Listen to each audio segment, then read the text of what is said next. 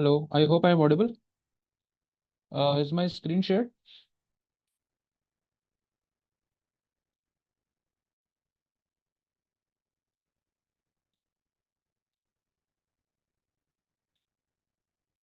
Okay, thank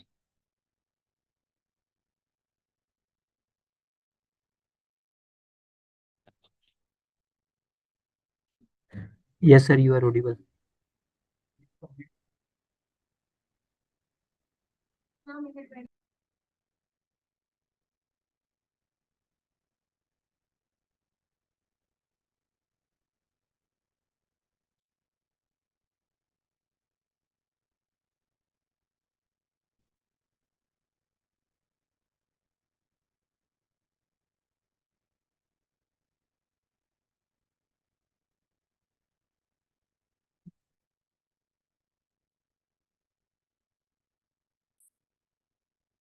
Okay, good afternoon.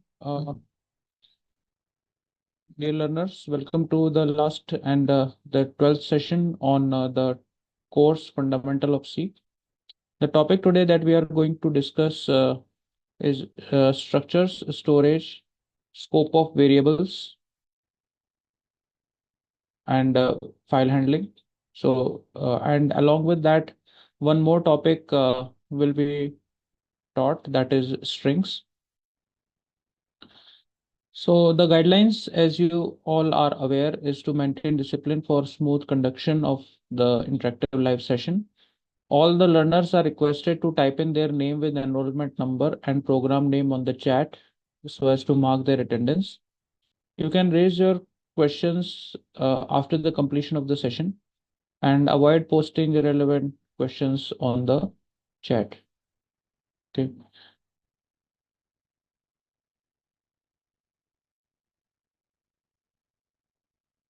Learning objective. By the end of the session, the learner will be able to understand about the introduction to strings in C, introduction to structures in C language, declaration, initialization, and usage of structures, accessing member of the structures, storage classes, types of storage classes in C, scope of variable, and the command line arguments, and lastly, file handling. So we are going to start up this topic with the introduction to strings. So what is a string? So you all are aware about a character, right? The character is the building block of any string. So in order to write any character, it is necessary to enclose in a single quote mark in C language. Okay. But the string can be visualized as an array of characters. So one character after other character after other character. For example, your name, my name, or whatever word you write. So word is made up of letters, right? And letters is the building block of making any word. In the same way, you can understand that character is the building block of any string. So if you want to declare a string, they have to be declared using double quote marks in C language. And when it comes to a character, it is initialized with a single quote marks. So the data type for character is char. Okay. But for string, it has to be a character array. So you know how to declare an array. In the same way, you declare a string as a character array. So you write char. So an array of character is called a string. So if we want to define what is a string can be defined as as an array of characters. Okay, there is another definition that it is a pointer, character pointer, but that definition we will come to later. But for now, we can understand that a string can be visualized as an array of characters. Okay, so like for example, you declare any array, you declare any integer array or any float array. In the same way, you have to declare a character array. Okay, so this is a character array. So if I declare a variable C as an array, it will be of type character if I want to make it a string. And this is initialization. Okay, so this is initialization. So the syntax for defining a string is write char, then whatever variable you want to use the name of the variable as identifier, and then you may or may not mention the array size. In the same way, you may omit or you may mention the size. In the same way, you can omit or mention the size. Okay, so here I am declaring a string and we are initializing it with some value. So the value is enclosed in double quote marks. But please remember, the character is enclosed in single quote marks, but string is enclosed in double quote marks. Okay, so internally in the memory, what happens? So if you declare a character C and call it a program, let's say if I declare a character C, okay, character array C, and then I initialize it with the value as, let's say, program. So internally, what will happen?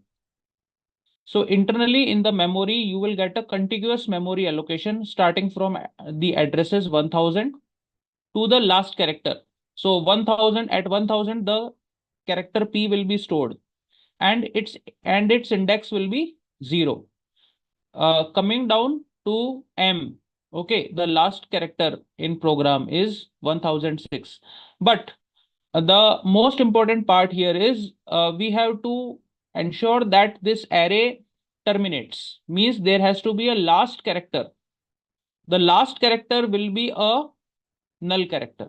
So null character is coming up with an escape sequence.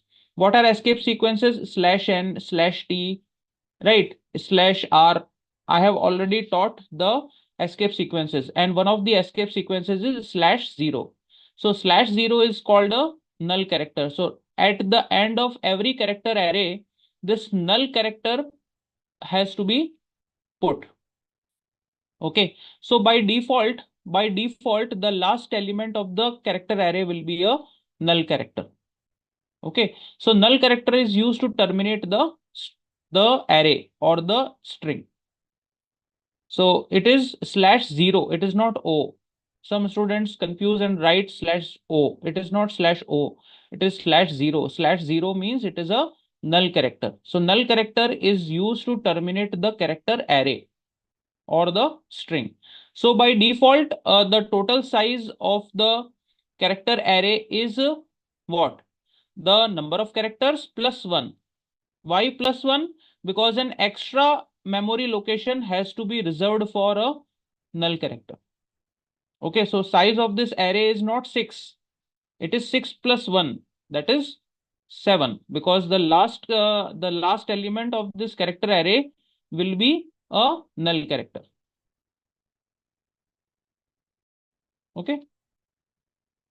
So as I was mentioning that there are two ways to declare a string. First is by a character array, or second is by string literal. Okay. So if I want to, in the last slide, we were using a string literal. Literal means a single value.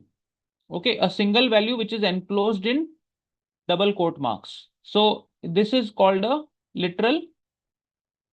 Okay. String literal. But here what I have done is we have initialized as array elements. For example, I hope you remember how we declare an integer array, or how do we initialize an integer array. For example, I declare integer array and then I write with curly braces, inside curly braces, every element enclosed in single quote, oh sorry, every element comma separated, right? So if I write like this, integer array, int a, let's say 6, and then in curly braces 1, 2, 3, 4, 5, 6. You remember this? How to initialize an array in C language? In the same way, in the similar fashion, I'm going to declare and initialize a character array with like individual elements. So individual elements will in this, I have to ensure that the size is adequate to ensure all the characters plus one extra character as null character. So here I have to take care of the null character when we are using a character array method. So here I have to specify the size also. Like for example, I want to write here char A7. Now in this, I want to store program. So can I store program like this? Yes. So PROGRAM.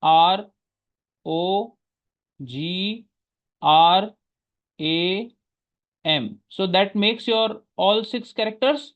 And what is the extra one character? That is my null character. Okay. So lastly, I have to put the null character at my own in this array.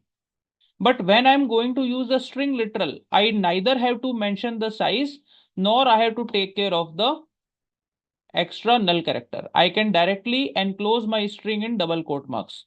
And when I do that, I am omitting the detail of the space. So space will automatically be calculated because since it is supposed to store table, it has to reserve one extra memory location for the null character. So this will be done automatically internally. I don't need to take care of that. Okay. But when I'm uh, like using the character array method, it is necessary for me to put this extra null character at the end. Okay. And all the individual elements will be recognized as characters, not as a one total value. But in case of string literal, all of them are will be as a part of one complete value. Okay. So if you look at the addresses, all these addresses are allocated in a contiguous manner. Clear? So when it comes to string manipulation function, there are string.h is available. So string.h is available as a header file by which we can call all of these functions. So you can use string.h as a header file.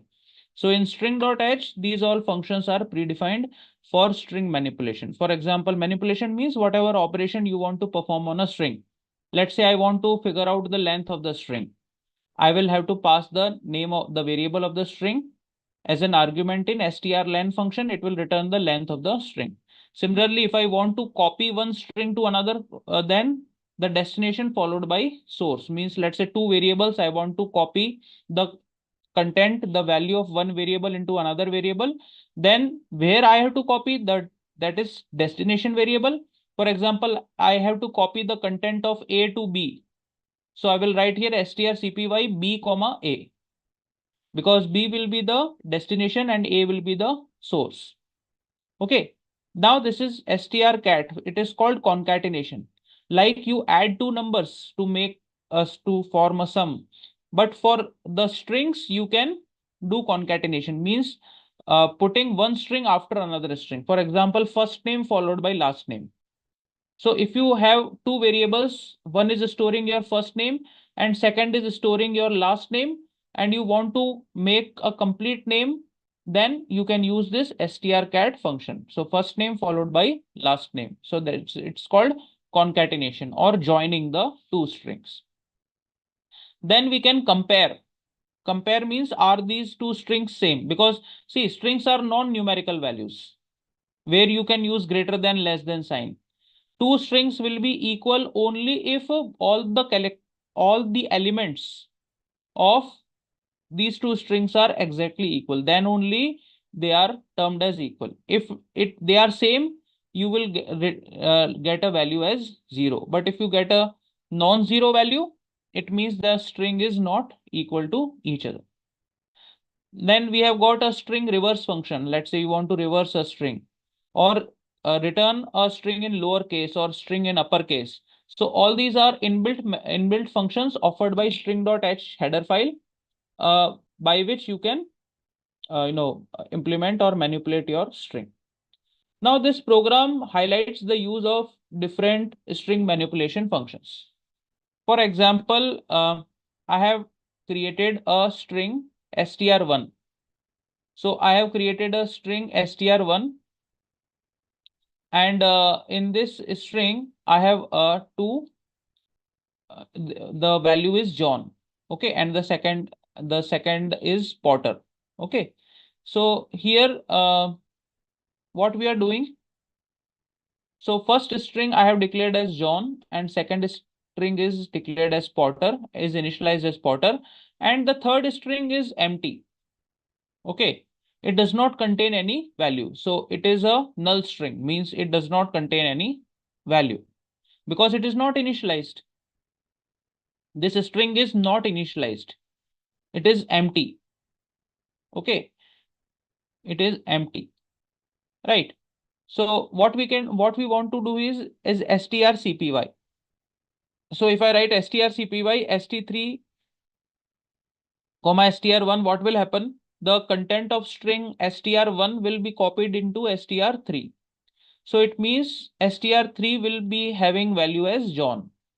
So if you try and print the value of str3, see, one more important thing is the format specifier. The format specifier here is %s. I have already told you this when we were learning about format specifier. That format specifier for a string is %s. For character, it is %c, right? So %s I'm using to display a string on the console. So if I want to display the content of str3 on the screen, I will use this format specifier %s. So it will display the content of str3, which will be John, right? Then the next operation I want to perform is str to concatenate. Concatenate means to join two strings. So I am trying to join two strings str1 and str2. So the string which I want to get is John Potter. Okay. So John Potter I will be getting using strcat. Okay. Then the third function I am using is strlen. So strlen is to calculate the length of the string str1. One more important thing. When it is doing this concatenation, the concatenated value will replace now str1. So str1 will be equal to str1 plus str2. Okay, means concatenation of str1 and str2. So str1 is no longer now John. It has now become John Potter. Okay, and without a space in between, because space is also a character which is in neither of these two strings. So there will be no space when you will be doing concatenation. You have to add it yourselves. Okay. So the most important thing is the John Potter will be the new value of str1. Now I'm interested to display the length of this string str1. So I'll be using strlen function. So it will be returning me a numerical value. Since it is returning a numerical value and a value which is integer, I will be using the format specifier for integer to display the output of strlen function. Okay, so it will be 10. Why it is 10? Let's count. John Potter 1, 2, 3, 4, 5, 6, 7, 8, 9, 10. Okay, so total 10 elements are there in John Potter as a string, right? So this is how we use these functions. Okay. Now we come to the next topic, that is structures. So till now we have understood different type of data types. We have understood about primitive data types. So primitive data types were integer, float, character, right, double, okay, and void. These were the primitive data types. Then we have understood about the derived data types. So derived data types were arrays, right, functions, strings, because string is also an array, pointer. So these were the derived data types, right? Now we are like understanding a third category of data types, which is called user defined data types. So user defined data types means the data types which will be defined by the programmer or by the user, and it will be a collection of different data type elements. For example, if I say that student is a data type, student is a data type, is it right? Why? Because student is a collection of different type of values. For example, every student has got a roll number, which is an integer value. Every student has got a name, which is a character array. So the student name is a character array. Every student is belonging to some year. Okay, so let's say the year of study is integer value. So can I say that student in totality is a big data type in itself, because whatever student you enroll in your university or college, it will have all the three features common. So if I create any student in my database, if I create any student in my program, then that student will have all these following characteristics or attributes common. So we can say that student is a data type which I have declared, and it is going to be a collection of all these three data type values: roll number of type integer, student name of type character array, and year of study is integer value. Easy now. So this student will be called as a structure. So what is a structure? If we want to define structure, structure is a user defined data type that helps us to store a collection of different data type values of elements of, and they are the elements of the structure. So if we talk about roll number, if we talk about student name, if we talk about year, they can all be termed as member of the structure as student. They are all the member of the structure called student, because without these members, your student structure cannot be formed. And how to define a structure? Using a keyword called struct. So struct keyword is used to define the structure. So the syntax is use a struct keyword, use a structure name. Let's say I want to declare student, and then I have got data type member1, data type member2, and then similarly, lastly, let's say we have got n members. So the member n will also have a data type, and then I will have to enclose all these members in curly braces and put a semicolon at the end. So you can visualize it as an array declaration or an array initialization. Okay, for just to learn it, because it includes curly braces and a semicolon. Is it clear? Right. So coming to its example.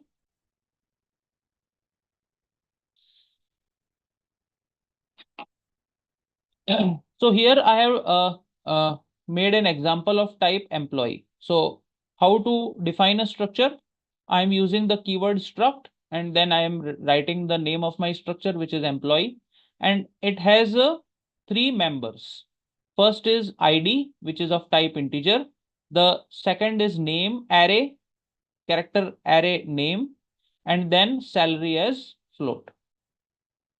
Okay, so internally, how it will be stored? Integer requires 2 bytes, or let's say 4 bytes. Okay, so I am reserving 4 bytes for integer value. Okay, similarly, character requires let's say 10 bytes.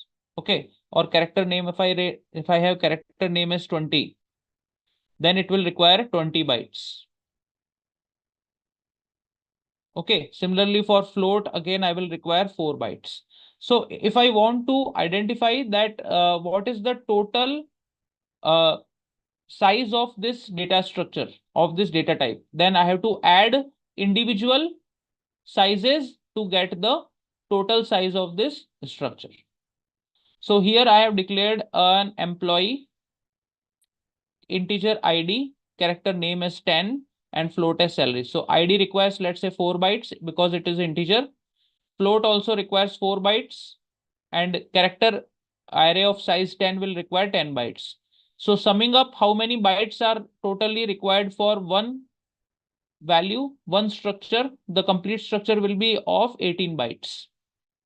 The complete structure will be of 18 bytes.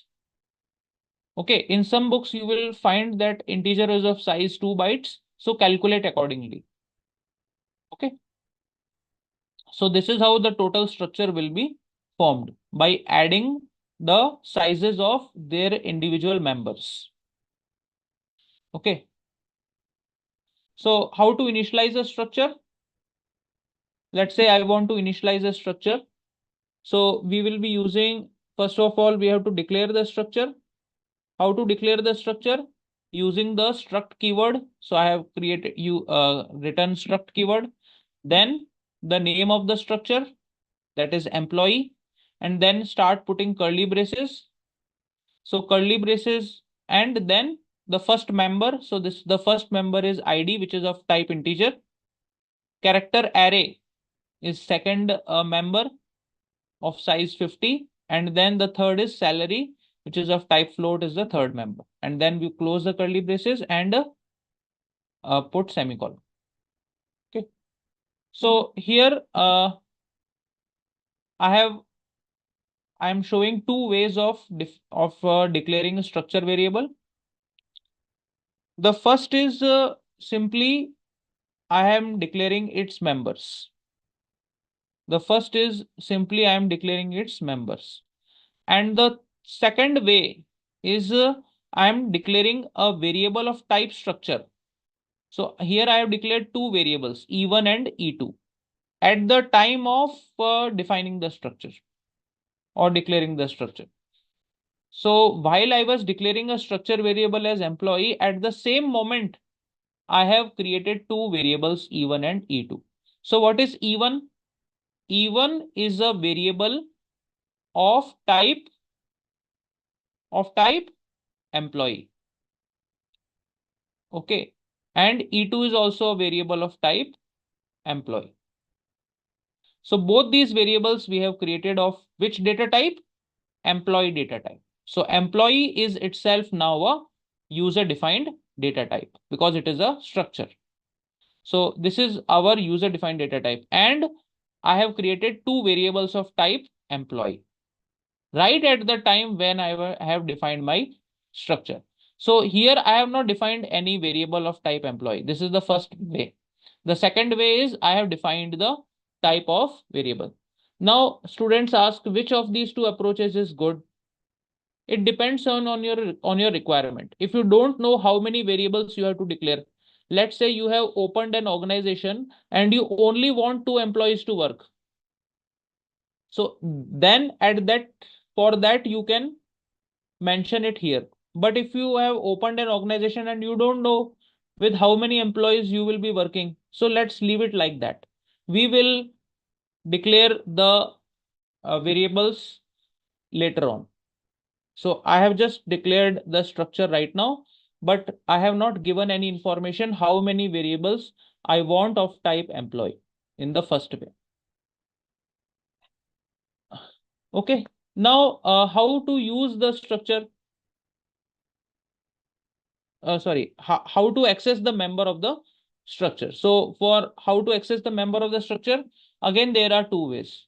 The first is using dot operator, and the second is called structure pointer operator. So dot operator is dot symbol, and structure operator is hyphen followed by greater than sign. So this is called a structure pointer. Okay, so if I want to access the member of a structure, then I can use either of these two ways. So let's look at them. The first way is using dot operator. So here I have used two header files. First is stdr.h and second is string.h. Okay, so right at the beginning, I have declared a structure called employee. And this employee has got how many members? Employee has got how many members?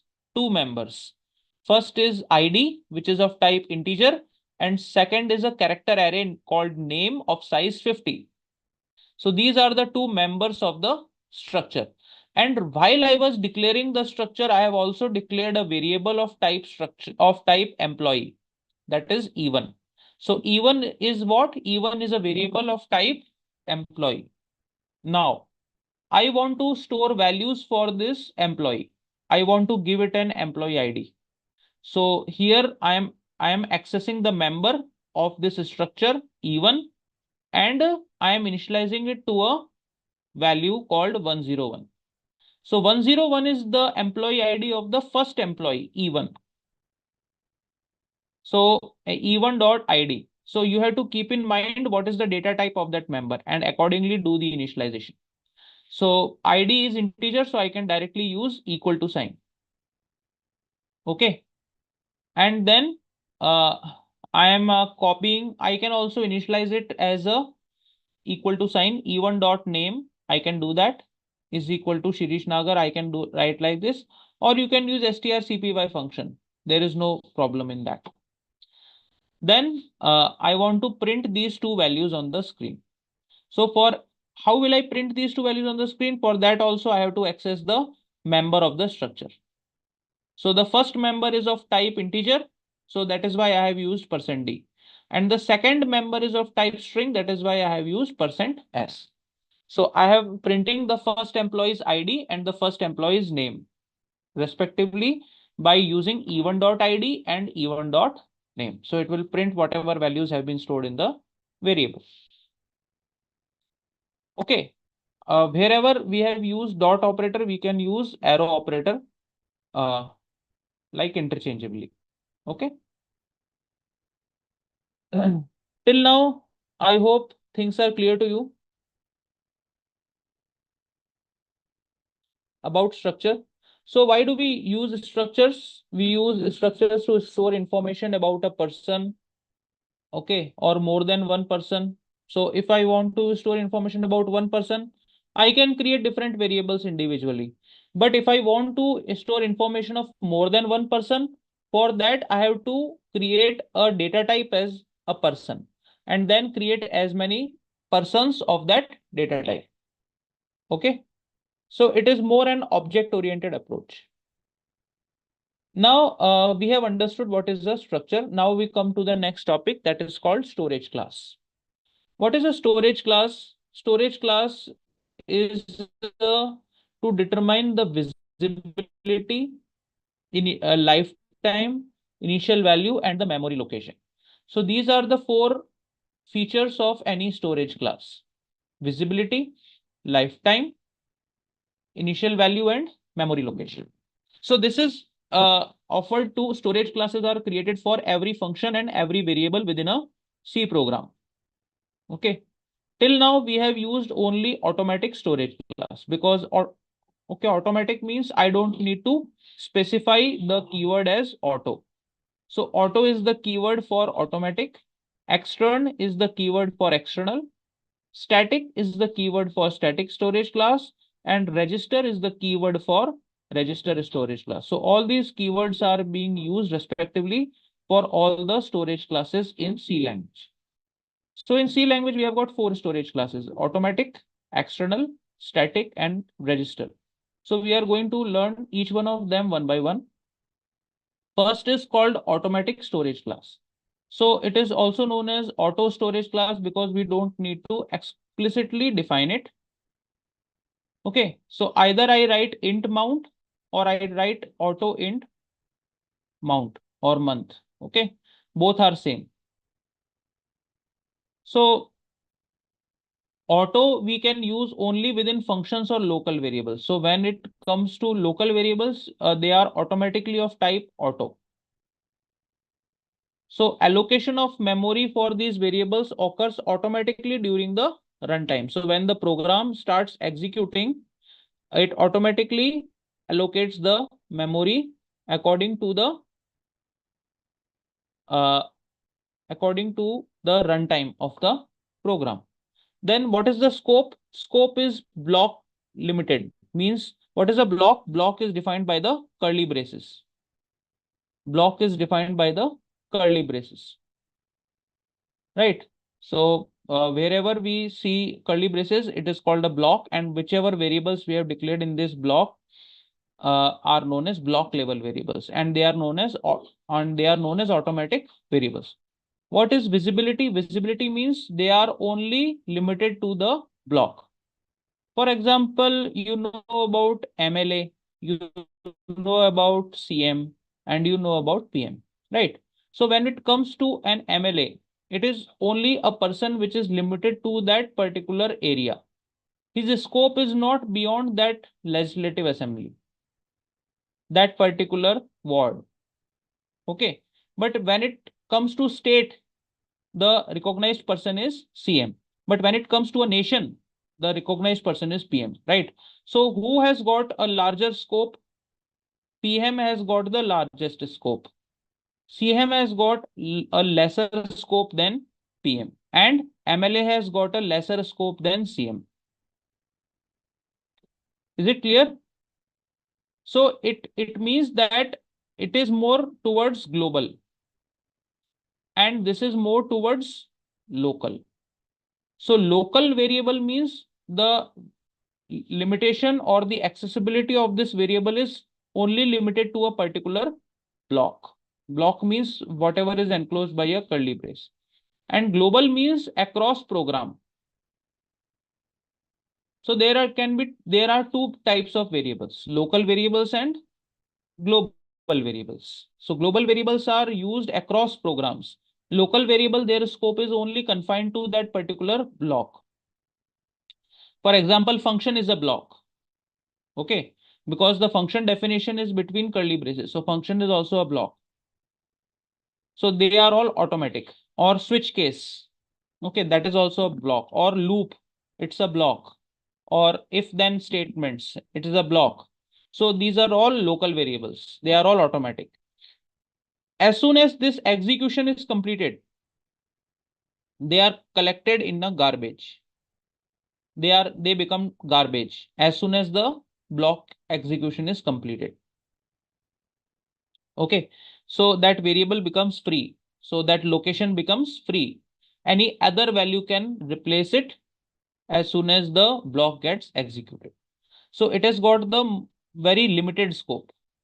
As soon as you cross the block, it becomes garbage. That variable becomes garbage. It is cleared. It is free. You can store any other value in that variable. Okay. So whatever local variables you create, they are all by default automatic. For example, if we talk about this program, in this main function, so it is a function, right? It is not a program. Program is even outer of this function. So program is outside this function. It's just a function. So whatever variables I am going to create here, they are all automatic. They are all by default automatic. So either I should write here auto, or by default they will be automatic. No need to write auto.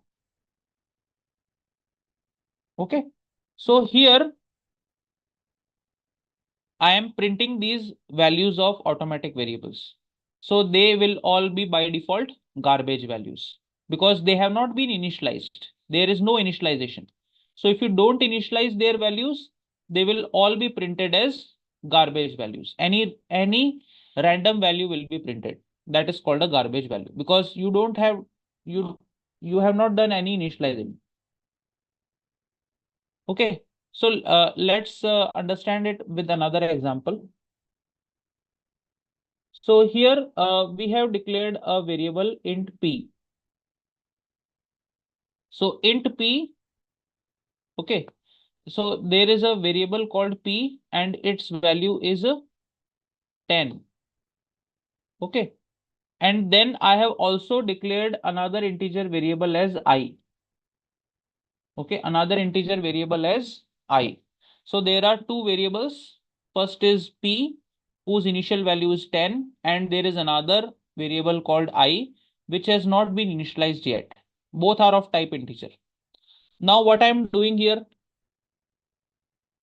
I am printing plus plus p. Plus plus p means I have to increment p first and then print its value. So it will be printed as first you increment it. So 10 becomes 11 and now you print it 11. So the value which will be printed on the screen will be 11 for P. So P has now become 11. Now I have opened up a block. How do you know it is a block? Because it is enclosed in curly braces. In this block, I have again created a local variable or a block level variable with the same name, P. I can do that. This P has got value as 20. This P has got value as 20. And now I have initialized the value of I, which I have declared above as 0. Since there is no I in this block, it will reach for a global I, which is I here. But here there is a local P, so it will ignore this P. For this block, this is the P it knows. It does not know this P. Or we can say its preference is lesser than the local variable. So if you go into the locality, MLA will have a very strong position because everyone knows MLA first, right? So it's a block level variable. So P will be referred here. So I am running a loop on the basis of I, but here there is no competitor for a global I. So it will use a global I.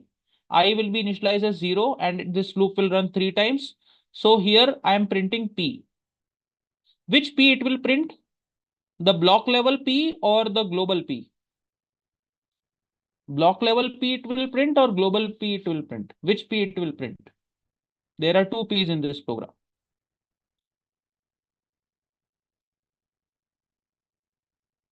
No answer. Very strange. It will print the local P. So local P has got a greater preference than the global P. Okay. So it will print here 23 times. Then my block becomes over. I come out of the block. And now this P is in garbage. Now I print my global P again. It is still 11. Okay. So when I come out of the block, the local variable gets trashed away. Then the next is external storage class. So external storage class is also called extern by extern keyword. So it means the variable which is present in another file. Okay. So it is present in another storage class. So we cannot reinitialize that variable because it is present. It has already been defined previously. Okay. So if we have used multiple files in our program, when we want to define any global variable or function, then we have to use that external keyword if we want to refer to an external function or an external variable. Okay. What is the feature of external variable? So we use extern to convey this information to the compiler that this variable has already been declared. You have your Viva exams, right? Some external comes to your college or your school. So is that faculty employee of your school or some other school? Some other school, right? So can you make him employee of your school just because he has come to your school to take your Viva? No, that faculty is external. External means he is already serving as an employee of another school. He has just been invited to your school to take Viva. So that is called external. So you cannot reinitialize it. He comes to your school and you give him an employee card of your school. Is it possible? No, it is not possible because that variable is defined somewhere else and we are linking it to our program. Okay. So one cannot perform initialization of an external variable within any given method or any given block. So the variables which are declared as extern, they are not allocated any memory. They are just linked. So linking is different. Linking means memory has already been allocated to them. They have got their own employee card. You don't need to provide your memory, your employee card. Okay. So by default, they cannot be garbage. They can be 0 or null. Right. So we can, if we initialize an external variable multiple times, right? But we can only initialize it single time. So when we declare a variable as external, a compiler will search its initialization from somewhere else. So if you declare a variable as external, then its employee card will have to be there. You don't have to give it a new employee card, right? So here there is an example.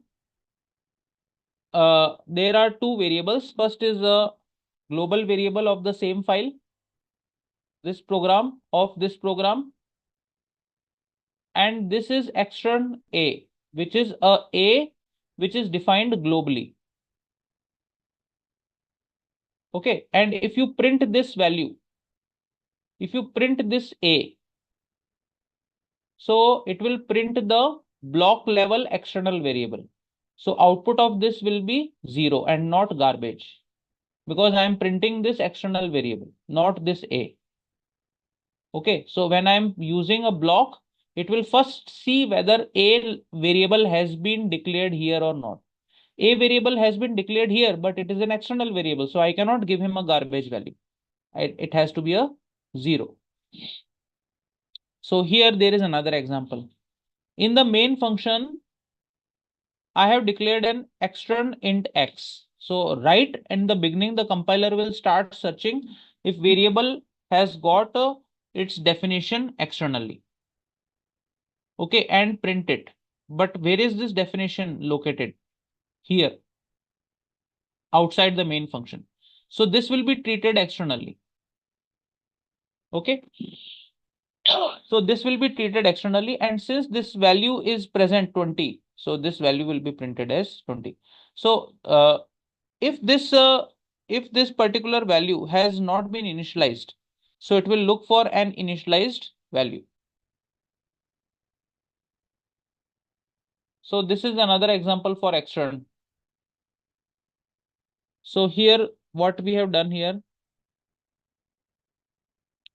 we have outside the above this stdr.h, we have declared two variables, extern int x and int x. So this particular value, this particular integer x, this will generate a compile time error. Okay, because you are reinitializing it, which is not allowed. Okay, this above x is okay, but this x you are initializing it again. So you cannot reinitialize a global variable of this file. So that is why it will generate a compile time error.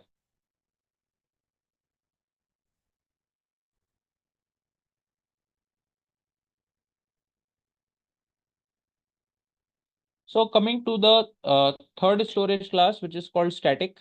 So static gives an instruction to compiler to keep the given local variable to the entire lifetime of the program. So the variable which is static, it is not going into garbage. Okay, so when we make a local variable static, it allows the variable to maintain its value between different function calls. So let's say you are calling the function again and again. So every time it is not reinitializing, it is a static value. So it will work like a counter. For example, you want to count how many times a function is called. So you will make a value as static, because once you leave the function, it will not become 0. Let's say you are counting. So if you are making a variable as static, it will hold its previous value until you update it. Okay, so static specifiers hold the assigned value that exists between various function calls, and the static local variables are only visible to that particular block or the function. And this static variable can be declared several times, but we can only assign it a single time. Okay, so it can be initialized only once. The value of a static integer variable is 0. Okay, by default it is 0. So we use the keyword static. So visibility is, since it is not going into garbage, it will stay to that particular file where we have declared it. So let's understand with an example. We have created a function as void, a function void return type. And this function does not accept any argument, neither it returns any value. So here what we have done inside, we have declared a static variable called integer count, and then its value is 10. And in the main function, we are decrementing this count minus minus. This is minus minus. Okay, we are decrementing count every time we call a function.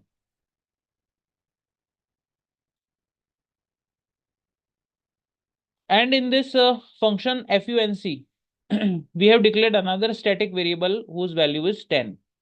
So it's a local type of the static variable. It previously it was a global static and this is a local static. And in this function, we are incrementing the variable x by 1 and printing the count. So printing the value of x and printing the value of count. Okay. So here in the previous value, x is incremented. So function is called here. So function is called in the previous slide. So function is called in the main function. Okay. So while count, so count is decremented and this x variable is incremented. So x becomes 11. You call the function once, the count is decremented, x is incremented. So x becomes 11, count becomes 9. Both are 10 initially, but x gets incremented and count becomes decremented every time the function gets called. So x is 11, count is 9. Again, call the function. This time the value of static is maintained as previous value. Again, x becomes 12, count becomes 8. Still you are maintaining the value because it is static. Then 13, then 14, 7, 14, then 14, count is 6, x is 15, count is 5.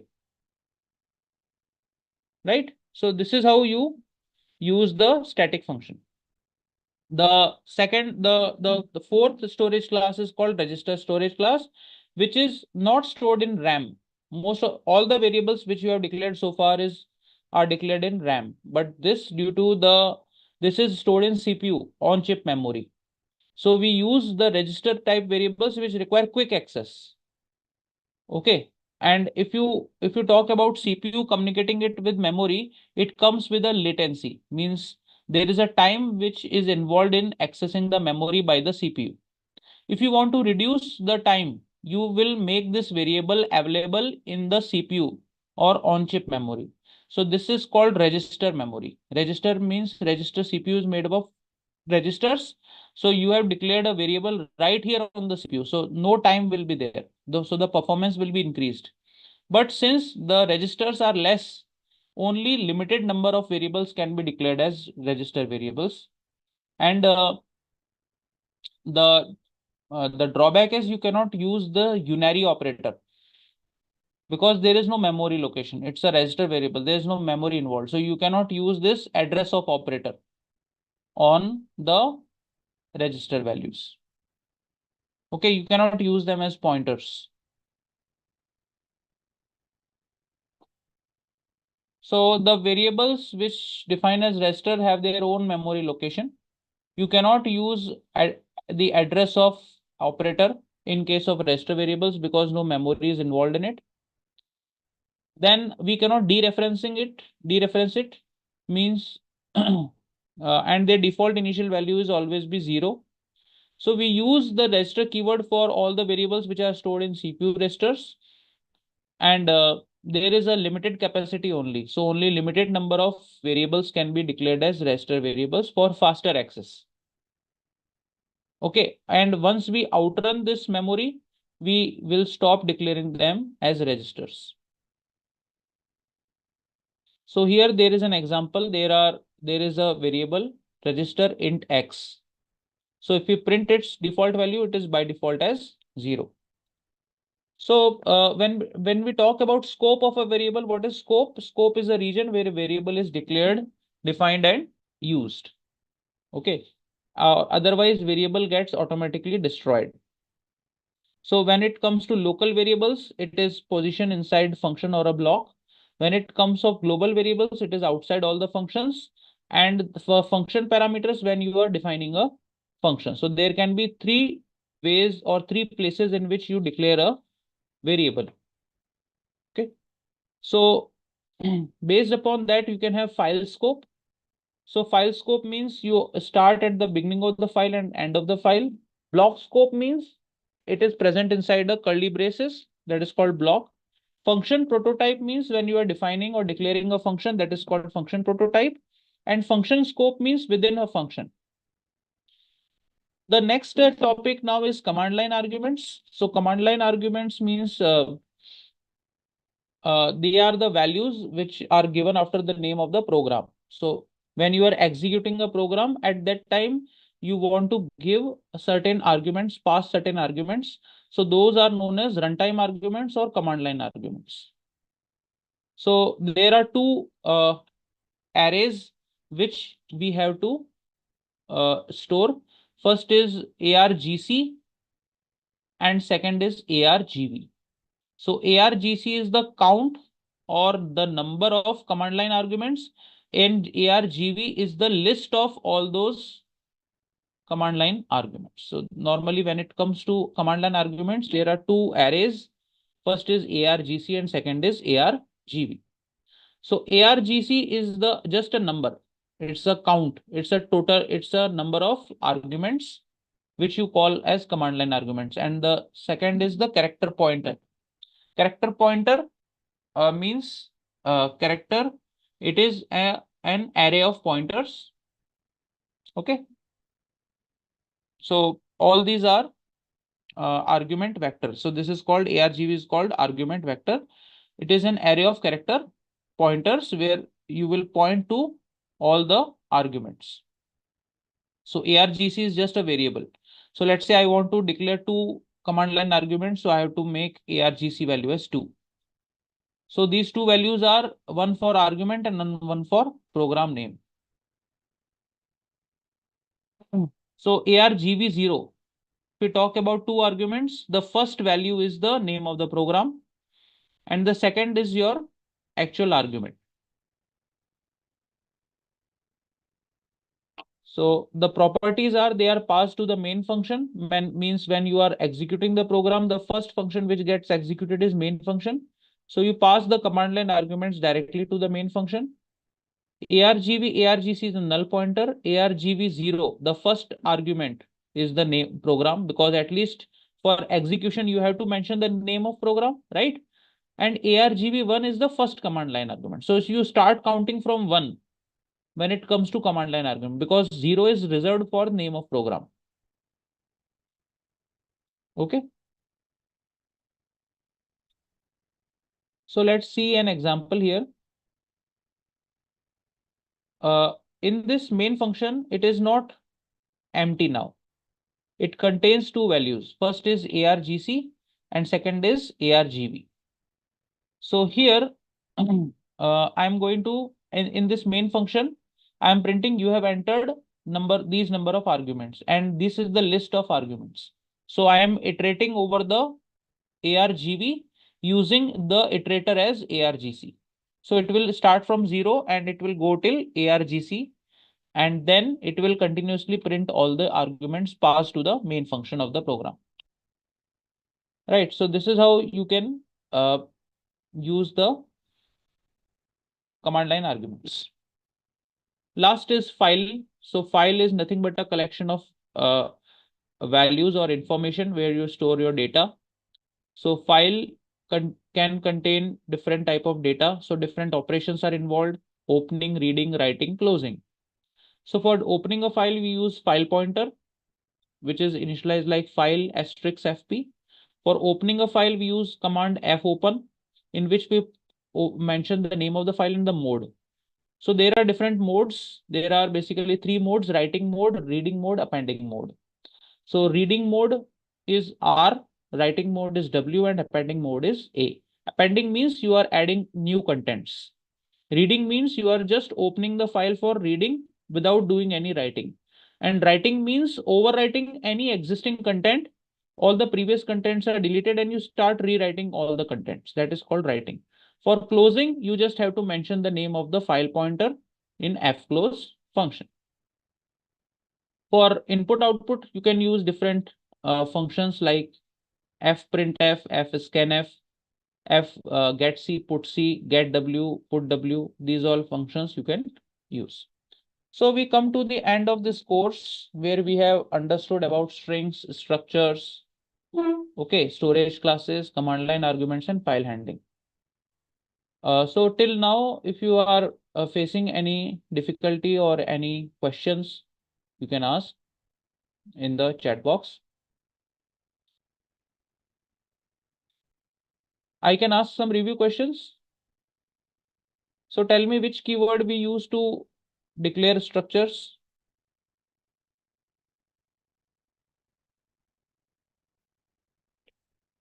Which keyword do we use to declare structures? Struct. Okay. What are the 4 storage classes?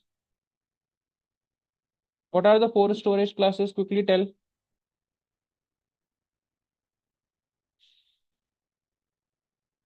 Yes, and automatic and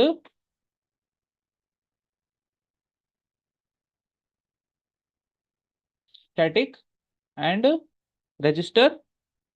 One you missed. Yes, external. Okay, so these are the 4 storage classes.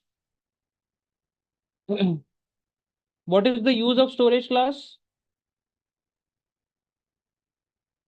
Why do we use storage classes? To determine what? Visibility, scope, lifetime, and initial value. Okay, so these are the 4 features on the basis of which we categorize storage. All right, thank you, dear learners, and happy learning.